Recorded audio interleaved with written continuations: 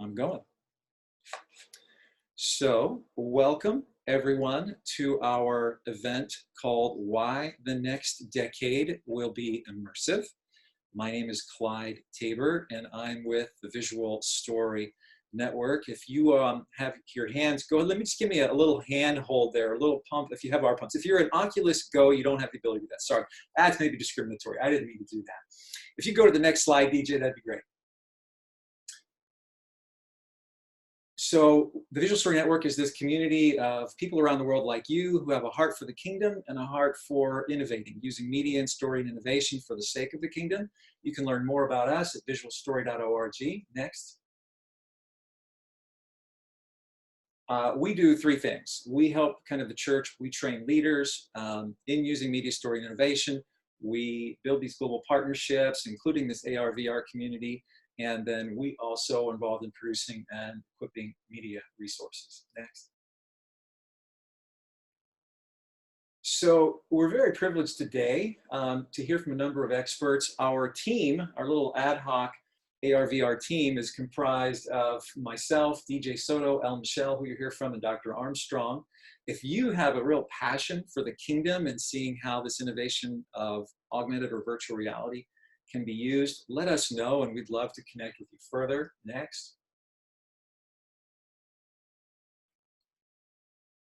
And so this event is all about why the next decade will be immersive. Disruptive technologies are increasingly a part of our lives. The mobile phone revolution was very significant and is still underway. The next technology revolution is this augmented and virtual reality revolution. So you're going to hear from three experts on different topics, but let's go to the next. We're going to first hear from Quinn Tabor. He is the founder of Immerse.online, a first mover in language learning in virtual reality. He's been featured in Newsweek, in Huffington Post, in LA Times, and he's going to be talking about 5 ways we will learn differently. Next. And then we're going to hear from DJ, who is the founder of VRChurch.org, the world's first virtual reality church, as featured in Wired Magazine, Daily Mail, and USA Today. And then we're going to hear from El Michelle on 5 ways we will tell our stories differently. She serves as the VR lead at Florida A&M University and media ministry leader at Higher Dimension Church in Tallahassee. And next. And so here's just a few resources. Again, I mentioned the hashtag ARVR. We will be posting this executive summary at visualstory.org immersive, and that should be up within 3 or 4 hours after the conclusion of this event. We invite you to join our Mission AR/VR Facebook group. We also have a wiki where we're always trying to curate and aggregate resources. So if you look at visualstory.org AR/VR wiki, you'll find a number of resources. And then one of the other projects I'm involved with is Mission Media University, and we offer courses at missionmediau.org. So that's all I think I've got. Can you go to the next slide? I think that's Quinn. And so we will go straight over to Quinn Tabor. I'm going to step back. Quinn, you step up. And Quinn, by the way, is my son. So I'm proud of my son.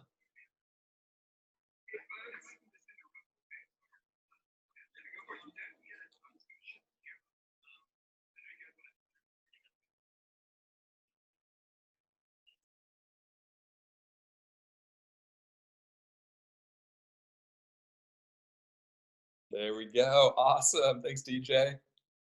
All right. Hey, folks. My name's Quinn Tabor. I'll help DJ out on making this record cool for the folks that are in Zoom. If any of y'all out here on my left or back there, if you could kind of fill in this general section, that would be super appreciated. I've got 8 minutes on the clock, so I'm going to dive in. Just a little bit of extra background on myself. I am the son of Quinn Tabor, which means I've been thinking about VR a lot longer than a lot of other folks. I was serving in ministry in the Middle East for 3 years, where I saw 2 things. The first one is that English teaching is one of the most effective areas for ministry, for building relationships, and then simultaneously, it's also one of the fastest growing tech arenas in Asia and the Middle East. So it's both a business that can be pretty lucrative and scalable, and also a really cool inroads for ministry.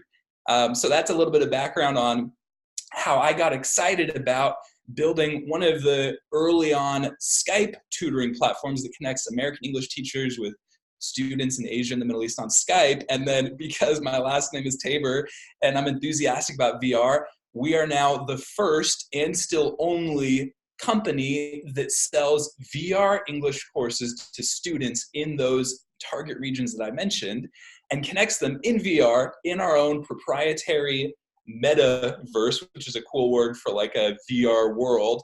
We connect them in our own metaverse with English teachers from America.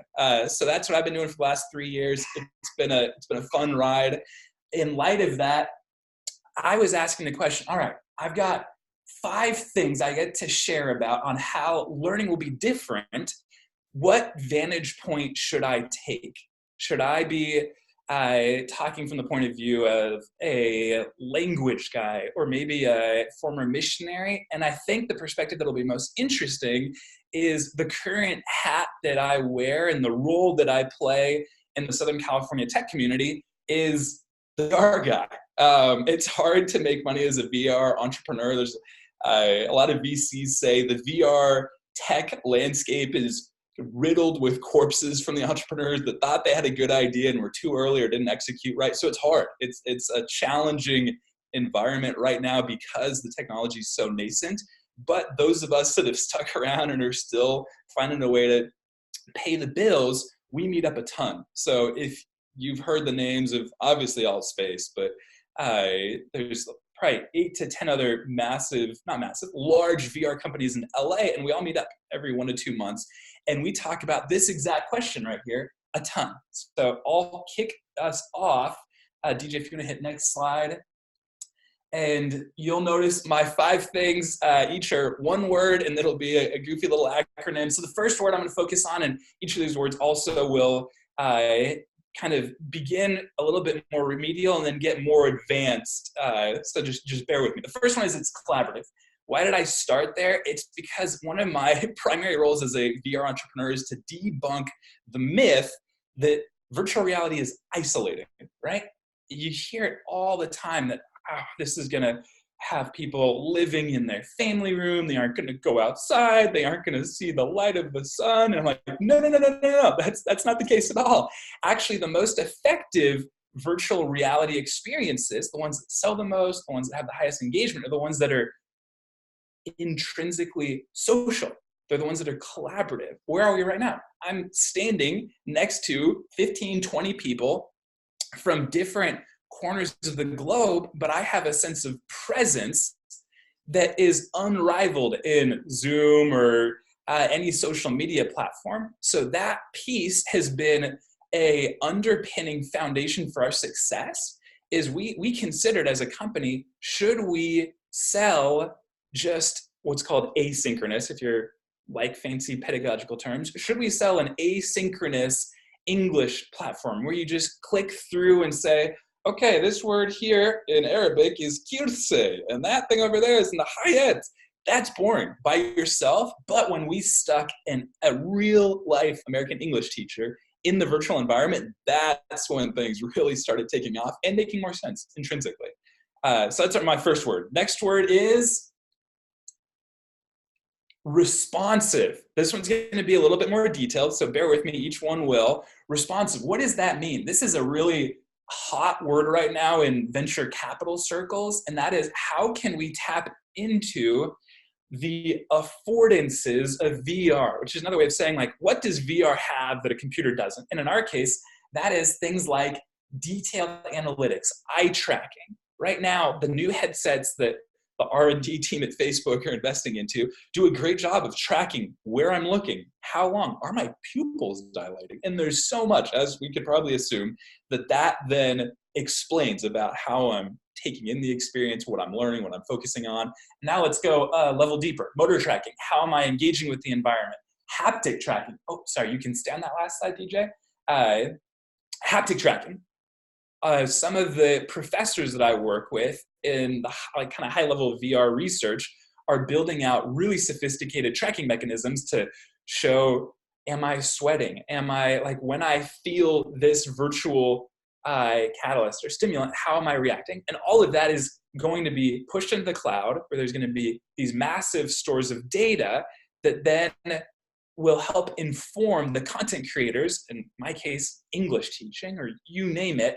We're going to have so much more data to then curate really effective experiences and not just create cooler curriculum, but real-time augment the learning experience in response to these kind of almost like body language feedback points. It's really fascinating, and it'll play out in the next 5 years once the hardware really starts to implement it. Next one, DJ, is actionable. There it is. Yeah. This is another one that I'll speak from personal experience.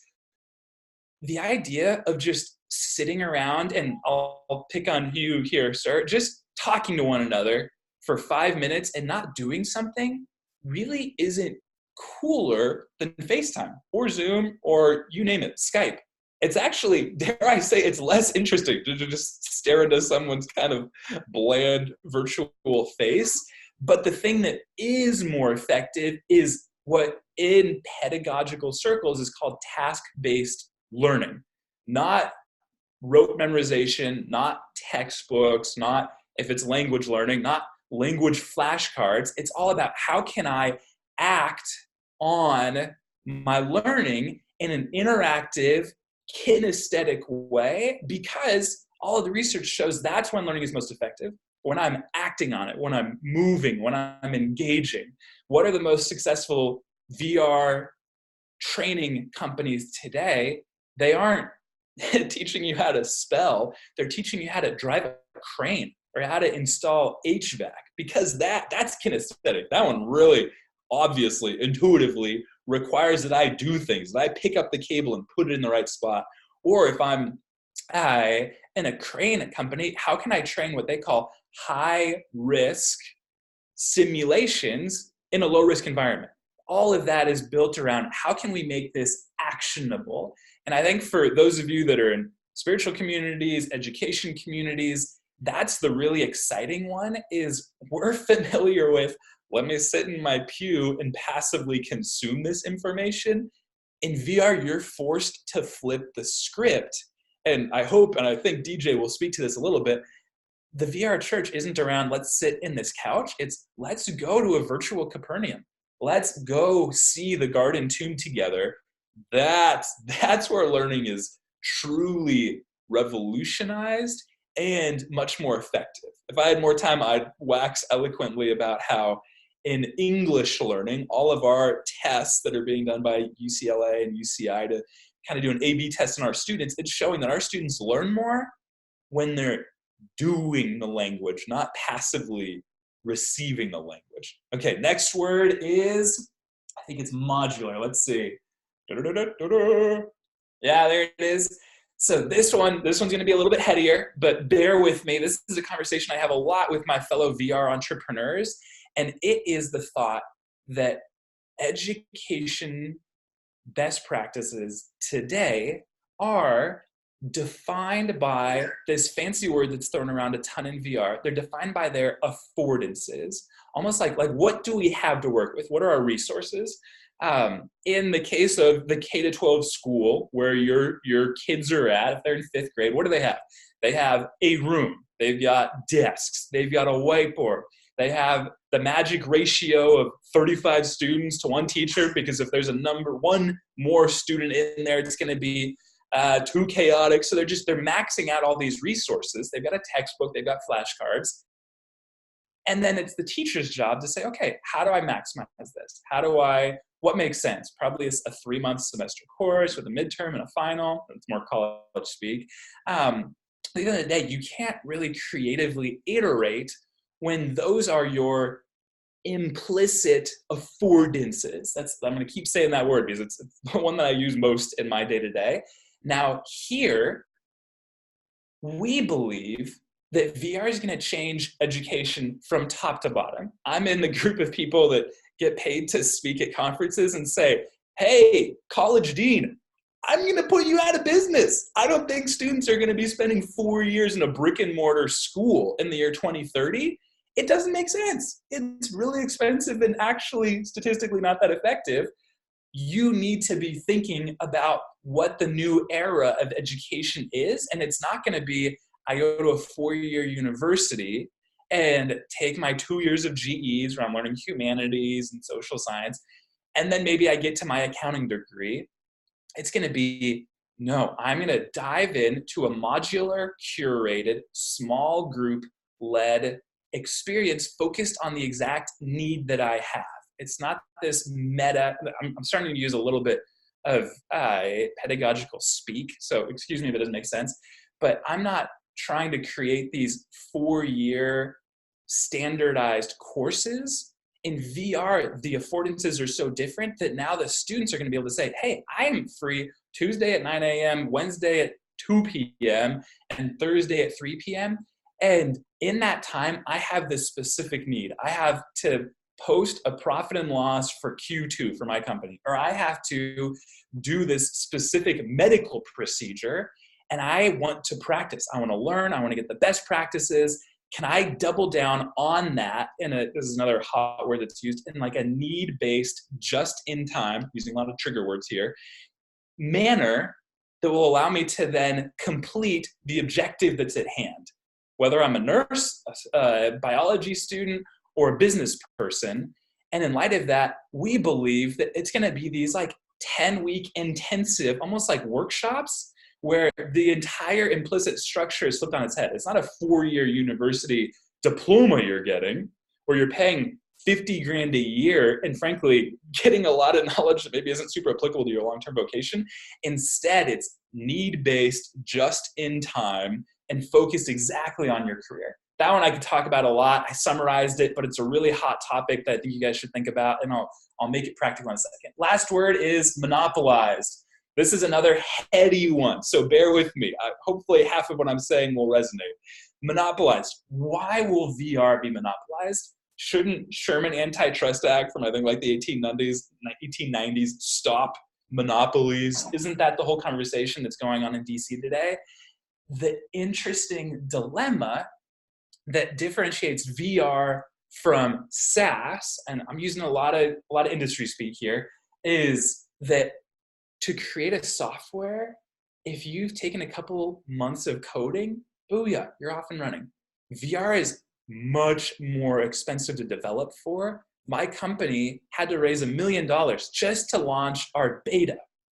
It's pricey stuff. It's complex. There's a deficiency of VR engineers. There's a deficiency of animators. My job is difficult, finding the people that can build this room we're in. It's like pretty painstaking compared to my buddy that just runs like an accounting software. That one you can find someone that writes in C# or Swift in like a week. For me to find a new VR engineer takes like 2 months. You know, we have to spend a ton on recruiters. What does all that mean? It means that it's going to be difficult for young, budding, aspiring entrepreneurs to compete with the king of the mountain, right? The king of the hill. In light of that, VR entrepreneurs believe that the people that today are building the companies in 5 years will have all of these scarce resources and will price out the competitors, will create these high barriers to entry, which will lead to monopoly. Where I, as the founder and CEO of Immerse, the only VR English teaching company, will make it really difficult for the 23-year-old kid in 5 years to compete with me. It's just too expensive. The resources are too scarce. So what does that mean for you guys? That actually, it's all of these I'm going to bring down to planet Earth in a sec. It means that there's not going to be a ton of AltSpaces. There aren't going to be a ton of VR English companies. There's going to be 1 or 2. And they're going to be the king of the hill. And it's going to be hard to dethrone them. Now, those are my 5 words. I'll change gears and try to bring this to like real flesh and blood for you guys. So I'll do next slide real fast, DJ. What does this mean in a modern example? I'm almost done because I know I got to be thoughtful about my time. As an example, I'm speaking about learning. For those that are in ministry, the most obvious application for spiritual learning is the seminary. what will the seminary look like in these 5 words? First one, collaborative. It won't be 35 students or 200 students in a lecture hall. It's going to be small groups. In my business, our largest learning group is 5 students that are focused on specific tasks. So that's the first thing that's applicable. Small groups. Next word is, you don't have to change the slide actually, this will just be me. Next word, responsive. What does that look like? It's going to be using AI in a way that is constantly updating and iterating the experience for the end user in a way that is most curated for their needs, for their interest, using the haptics and the eye tracking. Next word, actionable. What does that mean? In the seminary context, we aren't going to be sitting in these massive classes and then maybe if you're online, like I was an online seminary student, it was boring. I would read a paper and then write an essay, read a paper, write an essay. How do we make that actionable? That's the hardest question that people in education need to think about. And in this case, what does it look like to be an actionable seminary student or professor? Instead of just speaking about a thing like missiology, let's practice it. Let's go in AltSpace and hang out with some young men from, you name it, I'll just say Pakistan, the Middle East. How can we bring this into real practice? And that's something in my Fuller classes, they were all about that. How do we make this practical? It was really hard when you're in a classroom. We tried to go on field trips, it didn't really work. Second to last word, modular. I believe that it's going to be more effective in the new era of virtual reality education to focus on small, actionable certificates and not these big MDivs or these acronyms that maybe you know, Masters in Divinity, Masters in Theology, maybe a PhD. What does that mean? It means, okay, I made it 3 years, maybe I was in night school, it took 4, and now I know things about the Bible. No. I want to see your certificate score on practicing missions, on homiletics, on eschatology. Like I want to dig into that module and see exactly how you performed, what you learned. And that actually is helpful as an employer, as a pastor. I want to understand in the module what's most effective. Last word, monopoly. This is crazy. Maybe it sounds a little too futuristic, but in light of the scarce resources that I was speaking about earlier, I really do, right now it looks like, am on track to be the only VR English teaching company. It's getting increasingly hard for someone to compete with us because of these scarce resources we're gobbling up. Same thing, I believe that the seminary will, honestly, it's going to be monopolized. There's going to be 1 or 2 early movers, who knows who it is, who's going to be implementing these learnings, and they're going to become masters of the craft. And they're frankly going to leave the other folks behind because the nature of VR is it's intrinsically easily monopolized. So that's kind of the 5 words that I would use as a framework for you guys when you're thinking about how will VR affect this business model, this industry, this ministry, or this nonprofit. It's CRAMM. It's, I'm going to forget now, collaborative, responsive, actionable, modular, and monopolized. Last thing I'll end with, I can get one more slide, DJ, then I'm done. How can you help, and maybe I should have put up here, me or my company. We've got a couple of things that we're working on. We're working in conjunction with DJ and my dad and a ton of other folks to put together a theological advisory board to ask the hard questions about how VR is going to affect ministry long-term. Come to our VR missions conference at Oculus headquarters. The same group is helping put this on. Unfortunately, it's not in VR, which is kind of lame. It's real flesh and blood, brick and mortar in Seattle at Oculus headquarters. It's going to be awesome. We're going to talk about a lot of these theological questions, intro us to a prospective VR missionary. What does that mean? I'm perpetually hiring and paying $20 an hour Americans that are fired up about teaching English to someone in, if you guys know this industry speak, the 1040 window, Middle East, Central Asia, East Asia, and we'll pay you $20 an hour. You pick your hours. You don't have to be a certified English teacher. I just need you to be charismatic and fun, and you will do great. So feel free to contact me if you or someone you know wants to be an online English teacher. It's a blast. It really is fun. And then the last one, this is a fun one. Number 4, start a VR English Cafe. This is for my friends that are in Zoom or VR that don't live in the US. If you live in those countries I keep speaking about and want to work with us in a really practical way, we're launching VR cafes at churches, at actual cafes, at libraries, wherever, where we'll ship out a ton of headsets to you, and you can be like our little base in that city representing our VR English courses. We'll do the marketing, we'll do everything for you, but you can be almost like the host for a VR English cafe. We'll pay you. It's really easy. I'm explaining it in 10 seconds. There's a lot there. Last slide, DJ. I think is it just a thank you one? We'll see. I'll say regardless. Hey, Quinn, sorry, I just disconnected. My internet cut out, so the slides are, I might have to reset the room. Bro, don't worry about it. It's nice timing that I'm done. Anyway, thanks guys. Thanks for letting me speak fast. If you have questions, my email is quinn@immerse.online. Ping me if you have questions. Ping me if you want to do any of these actionable things up there. Regardless, thanks a ton. This has been a lot of fun. Alrighty. Thank you, Quinn. And I can't tell, Donna. Am I muted? Can you hear me, Donna? We can hear you, Clyde, I think. Okay, great. Yeah, DJ, it's up to you. Can you just, if you're in AltSpace, just raise your hand or do a heart if you can see the slides. There have been at least 2 people that have been unable to see the slides from the beginning. Yeah. Let me, Clyde, if you don't mind, this will take 30 seconds to do just a quick reset. Okay, you go, DJ. Yeah, the room is going to go blue for a second, but then we'll be right back. Hold tight. Yep, we'll be, hold on. We'll be right back in just 10 seconds. All right. Oh, it's not resetting. Donna, do you have reset powers?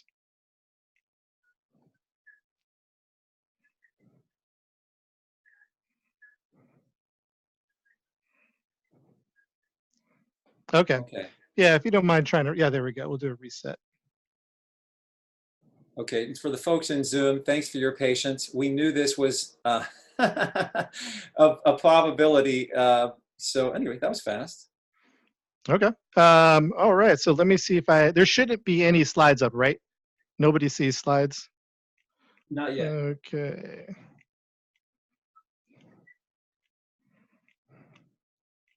Okay, great. All right. Let me just put the slides back up again. And so now you should be able to start saying slides, correct or no? You guys see? Okay, that's funny. Perfect. I can see it. Good. But now my AltSpace VR screen is black, but that's okay. I don't know. It's just a percentage of us. I guess it's blacked out. Yeah. You can't see it anymore, the slides? Not in AltSpace, only in Zoom. Oh, now I can see it in AltSpace. Oh, okay. Gotcha. All right, perfect. Okay, you go, DJ. Okay, good. Yeah, all right. Good. I think we're all set. I got the camera up. The slides are good.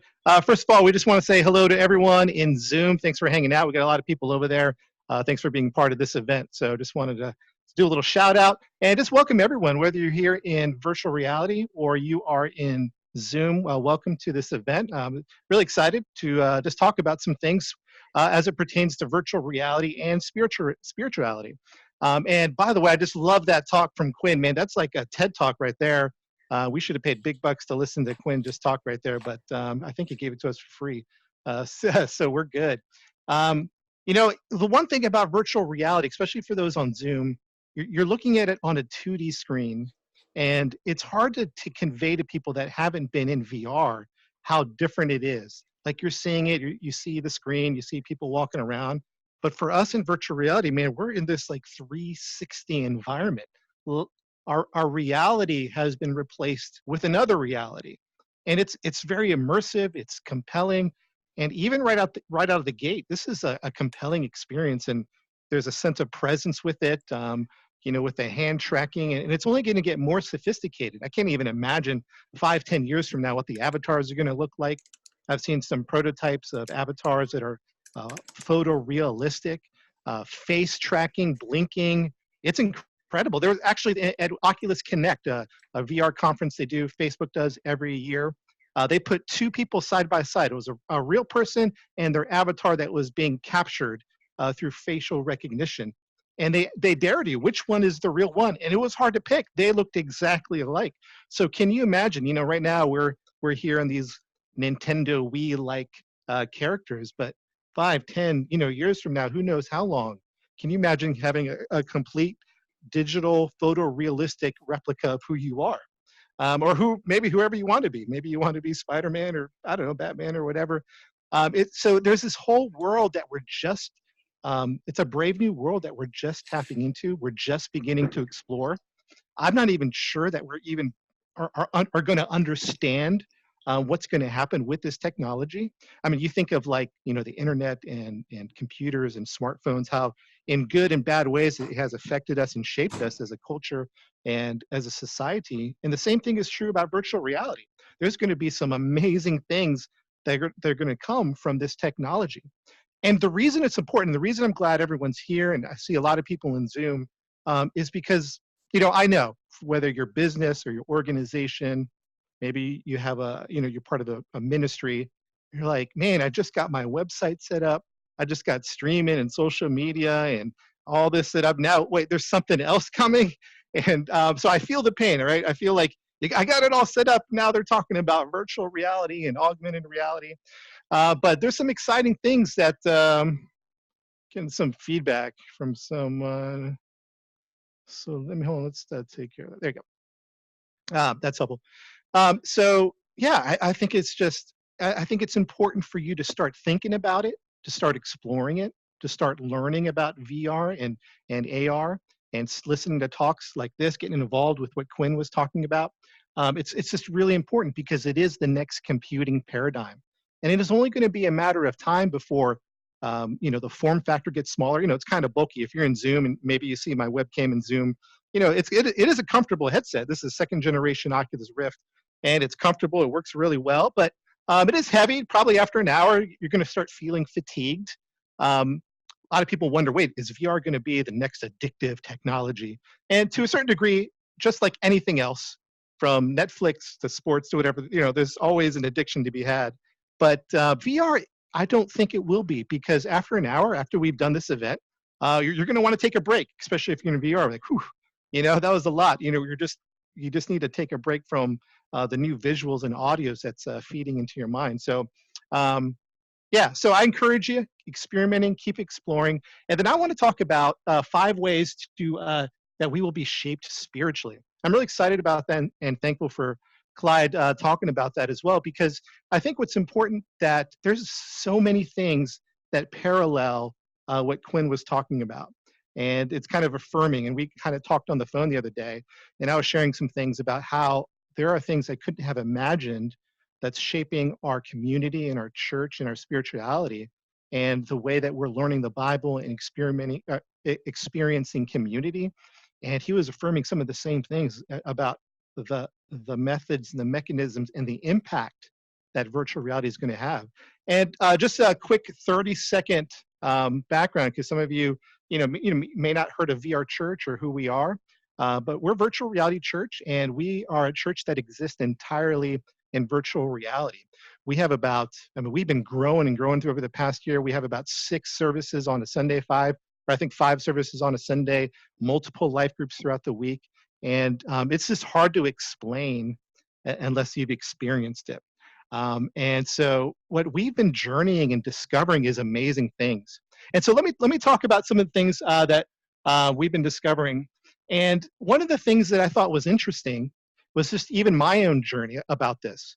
My wife and I, we were pastors at a church in Pennsylvania, a pretty large church for the Northeast. And, we thought we'd be there forever, and just realized that God wanted us to do something new. So we set out to do that. We thought we were going to plant physical churches, physical church planters. That was our heart, to do that, to create spiritual communities, to create churches, to empower leaders. It was about the same time the Oculus Rift, I lost my hand tracking there. The Oculus Rift came out, and we were experiencing the metaverse, avatars, virtual worlds. And we were just so impressed by the sense of immersion. And we began experimenting with church and virtual reality. And we weren't thinking plant church in virtual reality. We were just experimenting with it, kind of like a Bible study and a hangout and that type of thing. And it wasn't too long. And it really was the technology that accelerated this vision, but it wasn't too long where we realized the light bulb came on. It says, oh, I think God wants us to plant churches in virtual reality.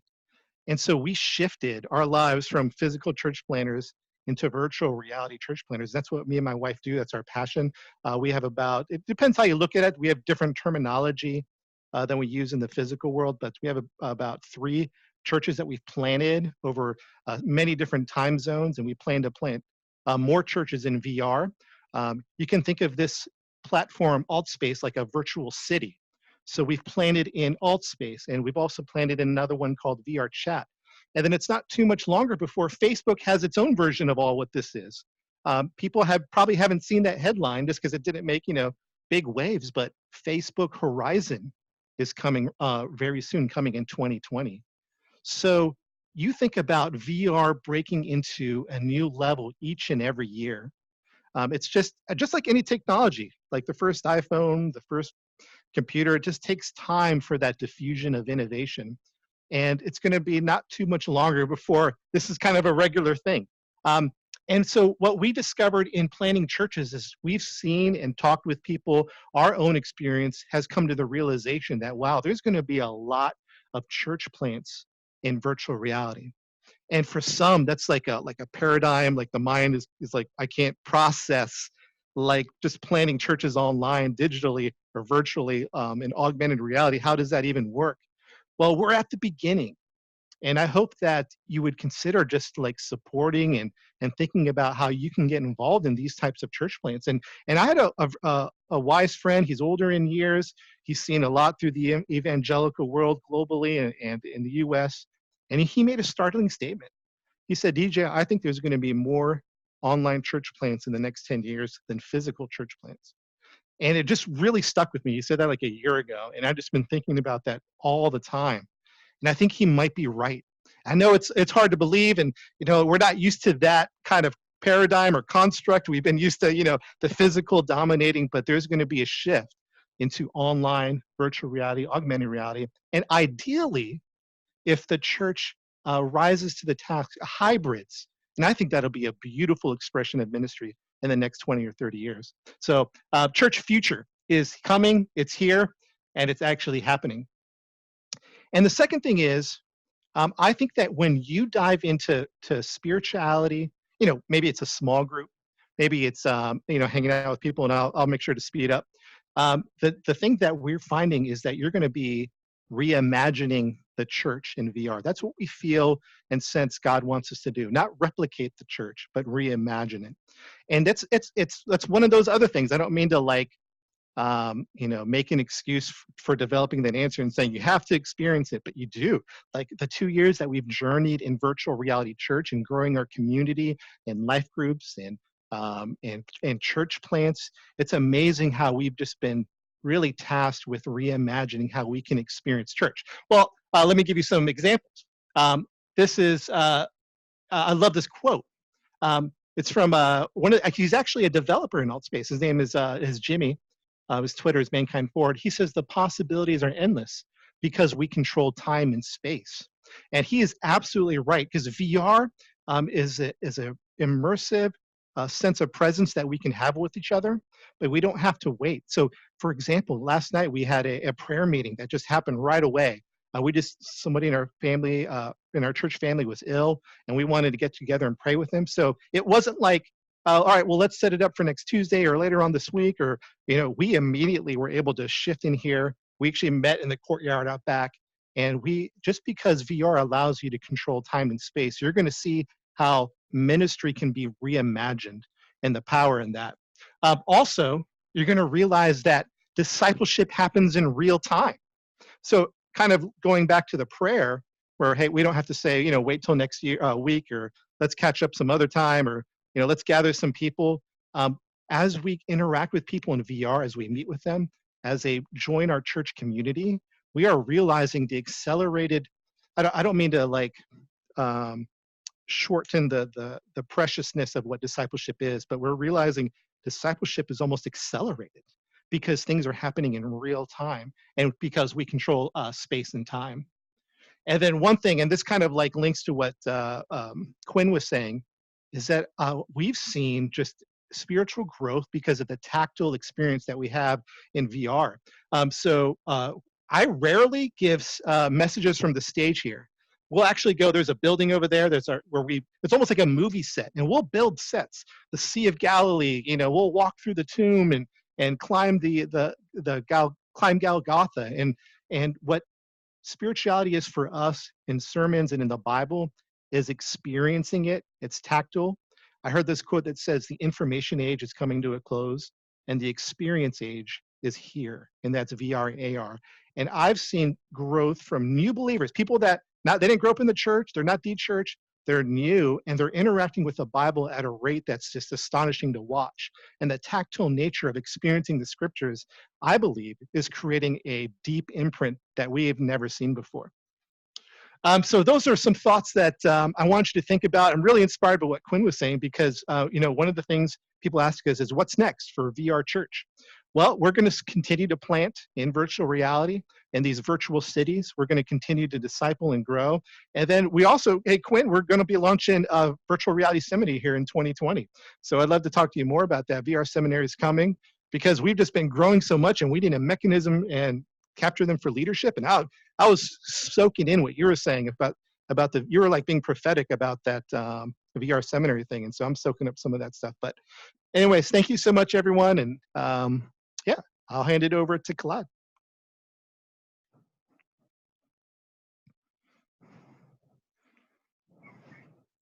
And Elle, just make sure or maybe Carissa, you can unmute her on Zoom as well so that people can hear her in Zoom. But I'm sorry, you go, Elle.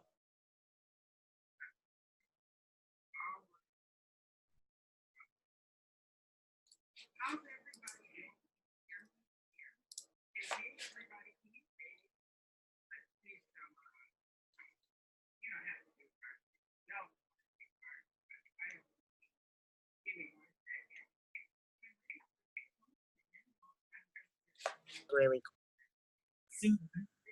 But yeah, amazing presentation. Raise your hand if you're ready to just go out and just do something. I don't even have to say it. No, yeah, I got a few hands. Everybody, I got 2 hands up. Okay, all right, that's cool. Well, I'm so glad to be able to really be a part of what's happening here. I got into virtual reality in 2016, really by default. I was at a tech conference in Tallahassee, Florida, where I live. And we were just basically there because we offer opportunities for students in need. And we happened to be at a table by a gentleman who has one of the largest VR companies here, Covalent Reality. And my husband kind of went over to that table and left our table almost indefinitely. And I just said, hey, what are you doing? You can't leave our table. We're here for a mission. He was like, well, what's happening over here is the future. And from that point forward, I was blown away at the possibility of what VR was really going to offer us in the years to come.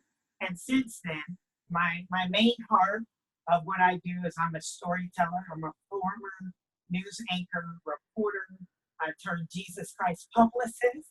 And so I'm very passionate about telling stories of faith and telling cultural stories. So I love virtual reality and the opportunity that it provides to experience belief and experience various cultures. So, yeah.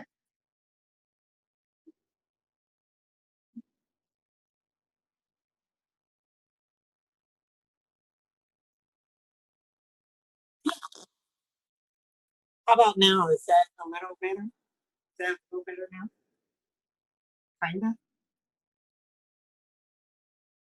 Okay. All right, so let's just go to the first slide here. We're talking about, in this part of our presentation, how VR is changing the way we tell stories. And this really, what you'll find is that all of our presentations, even though we are not all together when we put these together, we're pretty much saying the same things in a few different ways as it relates to what we're passionate about. So we are now entering an era where stories will live beyond the screen. DJ referred to that a little bit, but typically a story has been pretty boxed in, you know? It's either living on your phone screen, living on a paper. It's pretty much, I mean, you carry the memory in your mind, but for the most part, as far as format, stories have been confined to screen. Well, according to what we're doing here and what you've heard throughout this entire time, you can now see as we go to the next slide that stories, just like all of virtual reality, are going to be all around. This is something that I felt was the most prolific, just so profound to think about. I had spent 10 to maybe almost 15 years telling stories that were confined on the screen, but would be so much more if you were there in person. I would always say, we got to get the behind the scenes of these things, because I always wanted people to be able to experience what was it really like when you interviewed that person or when you were there. And now with virtual reality at the very core of VR storytelling is the ability to tell the story from every single direction. So instead of just telling a story from one angle, everything is now a part of your story. The entire environment, all the elements, like you can use it all to convey your story. So that's the first thing that I wanted to keep in mind with VR storytelling. Then this amazing, when I saw this term, after we got into our first 360 story that we experienced was a world tour that was produced by the Jump team at that time when Google had that program. And you could just literally go around the world in a few minutes and just see it all in VR. We'll have the link to that experience at the end of this presentation. But when I saw that, I then began to research a little bit more about storytelling, I was saying, in that time, in that way, and came across this terminology, which is story living. You will be able to experience storylines. Like, how did they get to that point? What is it like to, the day in the life story will just go, or just going to an entirely new level. You're no longer passively watching or, partaking of the story. You're now actively involved. You're now having a story experience.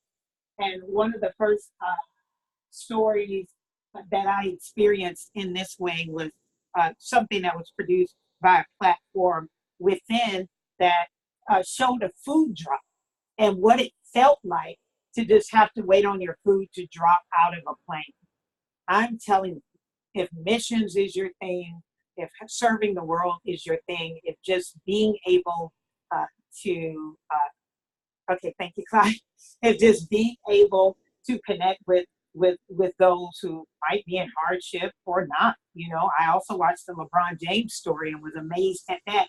But you will actually be able to experience the storyline. You'll be able to feel it. And we'll have a whole, I think, 50-page manual on story living before it's all done. Then there's VR acting, where stories now will allow us to participate while they're happening. You can become a character. In fact, in VR, the camera is no longer just capturing. The camera is a character anyway. But then there are ways that you can become a part of the story, like Immortal, Vader Immortal, which is on the Oculus Quest right now. You become like a character in the storyline. So that's another way. And another thing to think about as we're VR storytelling. We'll go to the next slide. We only have a couple of minutes. Also, stories will be gamified. And, one of the examples that really stuck out in my mind was keep talking and nobody explodes. I totally just enjoyed feeling like I just had to detonate this bomb and I didn't want everyone else, no one to blow up because I couldn't get it right. So you're like really there. It goes kind of along with the VR acting, but the stories will be gamified in a way that they'll resonate more with people, and people will feel even a greater connection and be entertained at the same time. And last but certainly not least, like DJ alluded to this, it will all come together as we become in 2020 and beyond world builders. New horizons is what I said. Stories will create new horizons, journeys to new worlds. And like Facebook is coming out with the Horizon platform, where now you can not only are you telling your story in 360 and all around, maybe in a real environment, you can place those type videos in worlds that you build to leave even a greater impact. And so that's just the really quick version of VR storytelling, and I'll have links to every topic that I discuss. Thank you so much.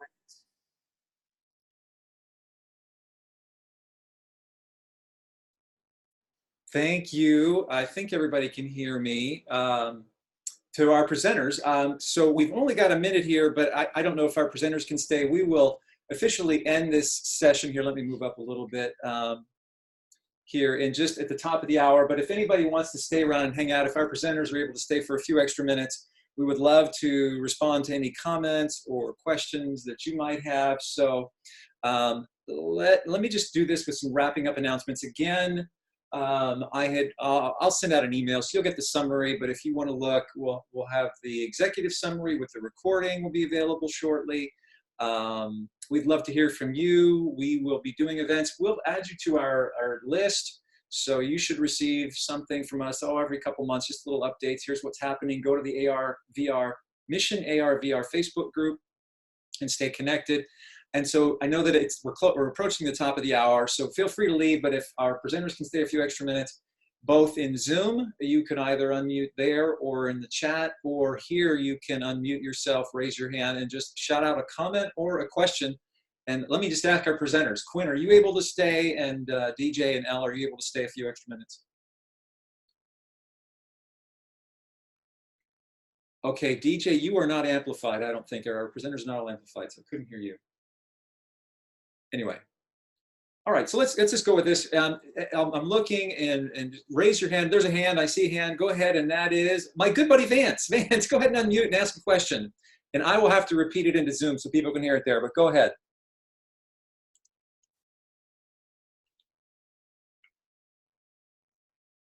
Okay, Vance, yeah, here, wait a minute. I can't hear you. Go ahead, say that. Have you said it? Ask your question, Vance.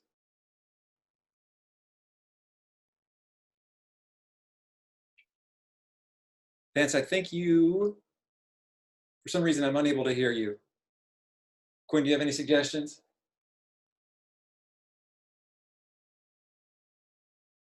All right. Here, and while you're doing that, I'm going to see, here's something. Okay, I'll just say this.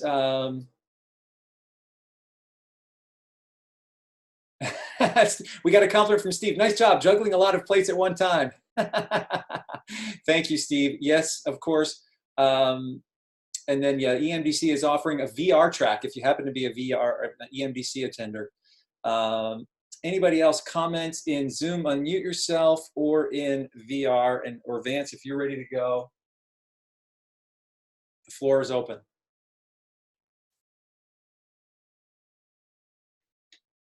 All right.